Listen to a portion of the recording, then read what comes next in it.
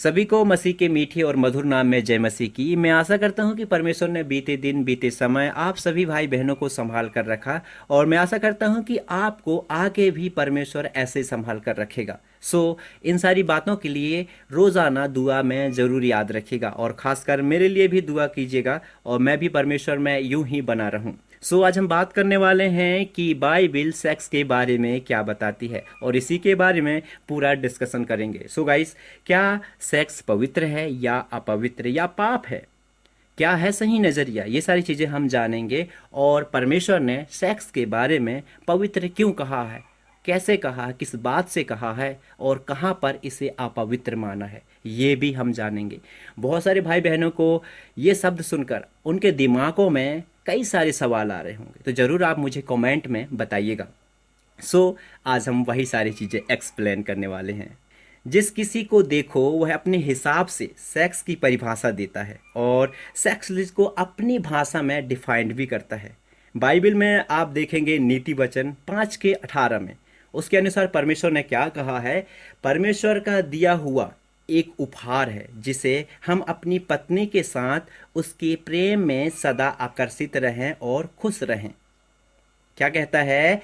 यह परमेश्वर का दिया हुआ एक उपहार है जिसे हम अपनी पत्नी के साथ उसके प्रेम में सदा आकर्षित और खुश रहें। जी हाँ, पत्नी यानी शादी के बंधन में बंधी जाने वाली हमारी संगनी, अब अपनी पत्नी के साथ संगनी बन जाते हैं, वो एक्चुअली में प्यार है, वो एक्चुअली में अभद्र नहीं है, वो एक पवित्रता है, क्योंकि आपने किसी एक प्रेम में बंध गए हैं, वही एक्चुअली में प्यार है। और वो प्यार हमेशा के लिए, उसे परमेश्वर ने अपवित्रता नहीं कहा है। किसे अपवित्रता कहा है? चलिए हम आगे और भी सीखेंगे। तो क्या इस संबंध के बाहर सेक्स बुरी चीज़ है? जी हाँ, क्योंकि इब्रानियों की किताब में आप 13 अध्याय के 4 में परमेश्वर ने शादी के रिश्ते को आदर कहने की बात कही है, और कहा है कि ये संबंध हमेशा पवित्र रहे। इसका मतलब पति पत्नी सिर्फ एक दूसरे के साथ अपनी शारीरिक संपर्क बनाएं और किसी दूसरे के साथ नहीं। आगे अगर आप देखेंगे 1 कुरिन्थियों उसके 7:5 में देखेंगे, और बाइबल ये बताती है कि शादी एक अनोखा रिश्ता पति पत्नी के बीच कायम करता है, और वह उस शरीर से संपर्क है जिसे बिना किसी वजह से पति पत्नी को एक दूसरे के बिना रहने की मनाही है।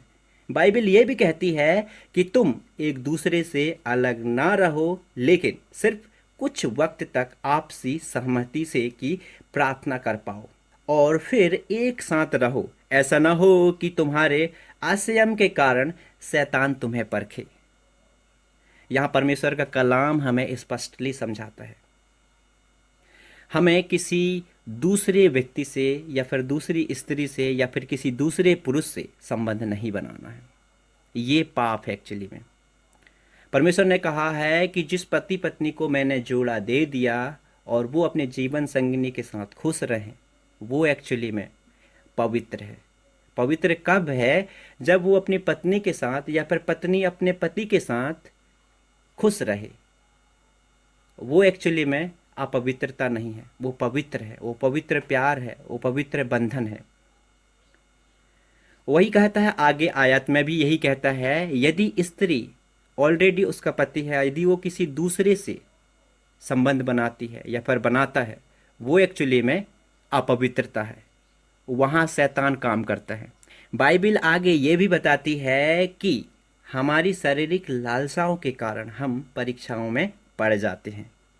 इसी कारण हमें क्या नहीं करना चाहिए? पति पत्नी को एक दूसरे से अलग नहीं होना चाहिए, ना ही हमें वासनाओं को देखना चाहिए। बहुत सारे लोग आजकल मोबाइलों में डेली उन्हें लत लग जाती है, पॉर्न्स वीडियो देखते हैं। ये एक बहुत बड़ी बीमारी है। पॉर्न्स वीडियो इंडिया में सबसे ज़्यादा सर्च किया जाने वाला है। ये सारी चीज़ों को छोड़िए, ये सारी चीज़ों को छोड़िए, बिल्कुल छोड़ ही दीजिए, क्योंकि ये एक गलत दृष्टि है, गलत सोच है, गलत चीज़ें हैं। आप इन सारी चीज़ों को छोड़ दीजिएगा। अगर आप देखते हैं और आप मेरी इस वीडियो को देख रहे हैं, तो आप अपने मन को बदलिए, अपने जीवन को बदलिए, अपने चरित्र में जो दाग लग रहे हैं उसे मिटाइए, मिटाने की कोशिश कीजिए, और परमेश्वर से मांगिए कि मैं जैसा था मुझे बदल। मैं ऐसा था, अगर महिला है तो मैं ऐसी थी, मैंने ये सारी चीज़ें की, मैं बदलना चाहती हूँ। सो आप अपने आप को बदलिए, ये बदलने के ही दिन हैं, क्योंकि हम आखिरी समय में हैं, आखिरी लम्हों में हैं। अगर आप ये करते हैं और इन्हीं वासनाओं में रहते हैं तो इसका परिणाम क्या होगा आप जानते ही हैं।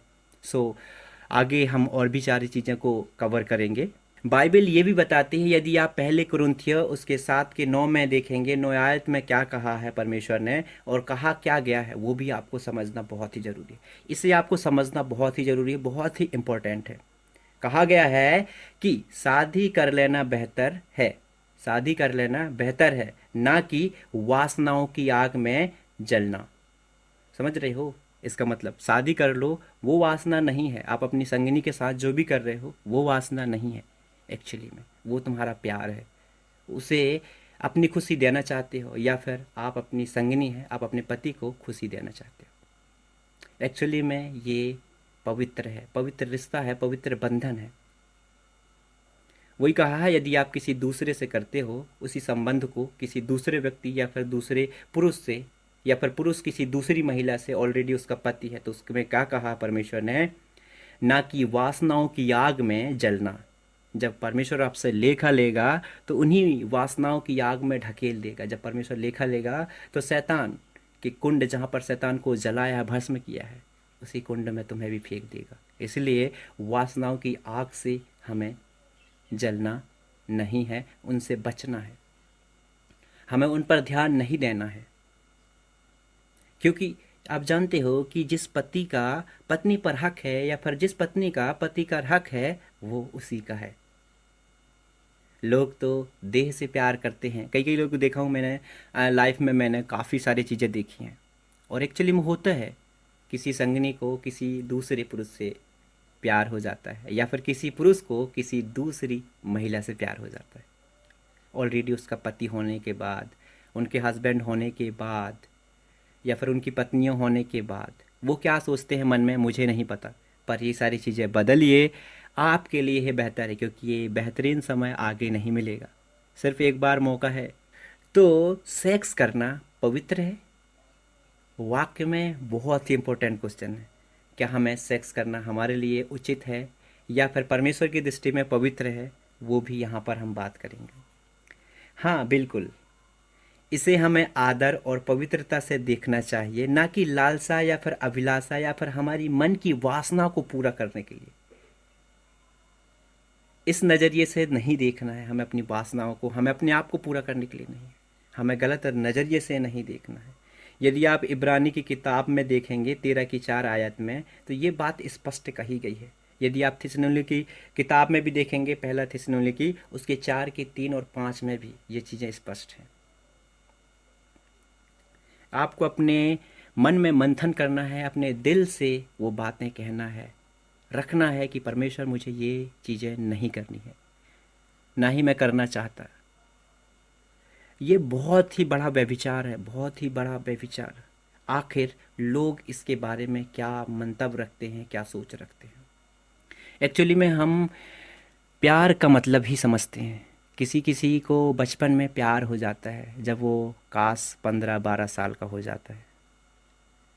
उसकी एक प्रेमिका होती है, वो अपनी प्रेमिका से बहुत प्यार करता है, माँ बाप को छोड़ देता है, माँ बाप को उस लायक नहीं समझता। उन सभी भाइयों के लिए कह रहा हूँ, जो उन बहनों के लिए कह रहा हूँ जो प्यार की प्रेम लीलाओं में लुप्त हैं। परमेश्वर कहता है कि इन तमाम चीज़ों और इन वासनाओं से दूर रहो, क्योंकि मैंने ये सारी चीज़ें नहीं किया। तब तो मैं परमेश्वर के स्वर्ग धाम के दाहिनी ओर बैठा हूँ।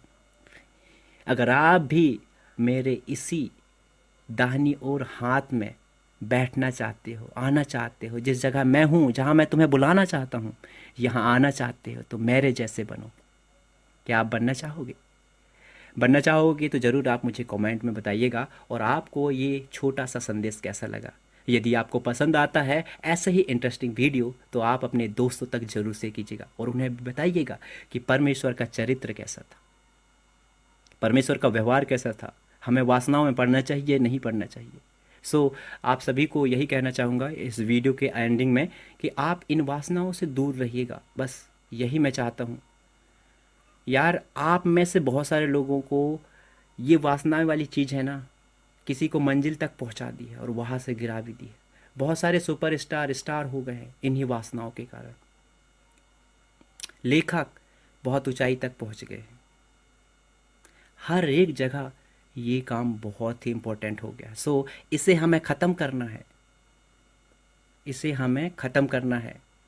कहते हैं ना कि विरोध ही हमारे पीछे है। हमें कहाँ से वार करता है? सामने से तो बिल्कुल नहीं करता, बिल्कुल पीछे से वार करता है। परमेश्वर हमें पीछे से सिखाता नहीं है, परमेश्वर हमें आगे से सिखाता है। चलना हमें साथ लेकर चलता है। सो इन सारी चीज़ों को समझना है, उन चीज़ों को जानना है। सो हमें परमेश्वर के हर एक कलाम को समझना है। बाइबल ये बताती है कि हमें धर्म के काम करना है। सो आपको ये वीडियो पसंद आई तो वीडियो को लाइक कीजिएगा, तमाम दोस्तों तक ज़रूर से कीजिएगा, और ऐसे ही हमारी इंटरेस्टिंग वीडियो देखने के लिए हमारे चैनल को सब्सक्राइब कर लीजिएगा। बाइबल योद्धा सभी को जय मसीह की।